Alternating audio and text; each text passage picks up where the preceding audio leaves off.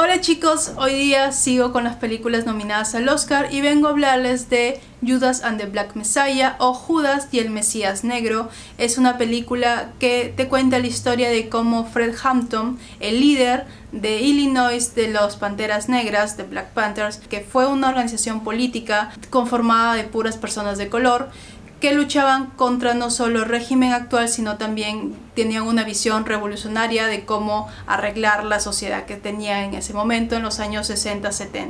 Y también sigues a Bill O'Neill, quien, debido a circunstancias muy específicas que te presenta la película, se vuelve un informante del FBI y termina siendo uno de los principales responsables de la muerte de Fred Hampton. La película se centra mucho desde el punto de vista de O'Neill, cómo él llega a ser informante del FBI y cómo se involucra poco a poco con los Black Panthers, cómo va conociendo el funcionamiento de esa organización y los fines que defiende, y cómo poco a poco va escalando, facilitado en gran medida por el FBI, para llegar a ser uno de los más cercanos a Fred Hampton y al final uno de los responsables indirectos hasta cierto punto de su muerte a manos del FBI. Esta película muestra muy claramente, primero, en una luz muy positiva, a Fred Hampton, muestra todas las iniciativas que tuvo, la forma en que él trabajó para unificar a todos los grupos discriminados dentro de Chicago y motivó a varios a unirse a sus ideas de revolución, de alguna forma derrocar al poder que los limitaba, porque si era algo muy claro, o al menos se mostraba muy claramente en la película, era la discriminación que enfrentaban continuamente por ser de color, cómo los trataba la policía de una forma mucho más violenta y cómo el gobierno no apoyaba a esos grupos en específico. Y sobre los Black Panthers, si bien cae dentro de la retórica de Fred Hampton, también se muestra parte de esta organización que eran un poco más violentas. Aunque la parte más violenta de esta organización es reflejada también como ser parte del FBI. Cuando vean la película entenderán por qué.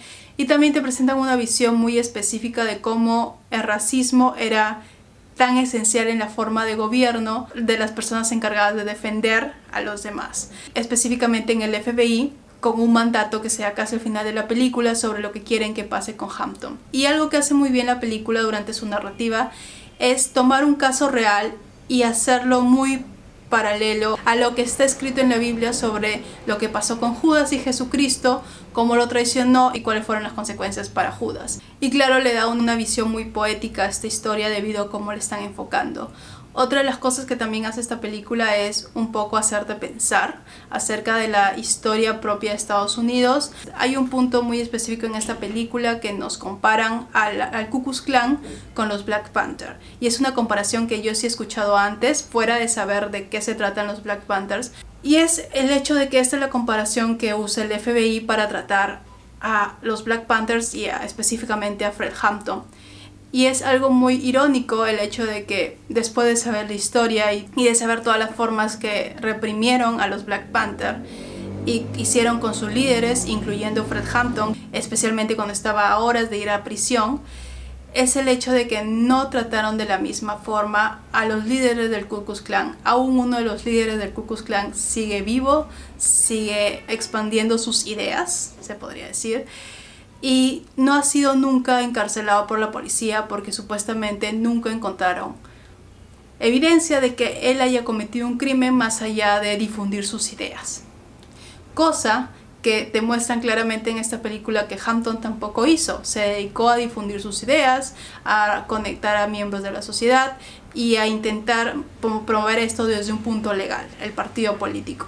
Y ver estas diferencias sí es un poco chocante. Sí es una película y sí es dramatizada debido al contenido que te está mostrando y que es el hecho de que es un drama, pero no deja de lado los puntos reales acerca de cómo se trataban a los líderes de supuestas organizaciones que iban contra el gobierno norteamericano. En sí es una película muy bien trabajada. Las actuaciones de Daniel Kaluuya y Lakeith Stanfield son muy buenas. La forma en que Daniel Kaluuya interpreta a este personaje histórico creo que es muy respetuoso. Aprendió a hablar de la forma que él lo hacía, la forma en que sus entonaciones cambiaban, los discursos que daban y en sí su personalidad que era tan estable, tan constante, tan enfocada en sus principios. Y por el otro lado tenemos a Stanfield, que también hace un buen trabajo evocando a esta persona que es muy moralmente cuestionable. Es muy clara la habilidad que tiene este actor para evocar la pena, el miedo, la desesperación y al final el arrepentimiento.